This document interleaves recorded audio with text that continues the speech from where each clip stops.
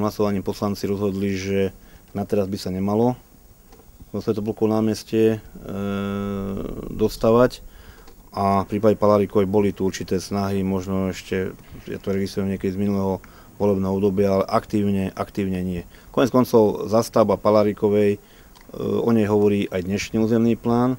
Táto dostavba dnešným rozhodnutím bola sprecizovaná, kde teda má vniknúť podzemné parkovanie pre 160 automobilov. Tým, keď uvažujeme, že posunieme raz pešiu zónu minimálne na hranu Štúrovej, tak zrejme by aj tak prišlo k ráznemu obmedzeniu na Palárikovej, ale toto už nech dopravní experti vyriešia. No, ja neviem, čo na to môžem povedať. Mestské zastupiteľstvo väčšinou schválilo zmeny a doplnky územného plánu centrálnej mestskej zóny, takže to rešpektujem. Je mi ľúto, že tie naše pripomienky neboli akceptované, ale to je demokracia.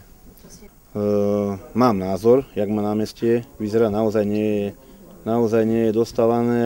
My aj dneska máme nejaký platný územný plán centrálnej mestskej zóny a naozaj ja vnímam z tých 12 bodov tú najháklivejšiu dostavbu Svätoplukového námestia, pretože pamätám si, keď tu bola tá medzinárodná súťaž, boli tu skutočne experti na architektúru a urbanizmus, nejaký návrh vyhral, ale asi nie všetci nitráneme sa s tým návrhom stotožniť, že by to malo byť dostávané. Dokonca už tu boli tedy reakcie určitých mladých ľudí, študentov, že toto v žiadnom prípade sme také nedopustili.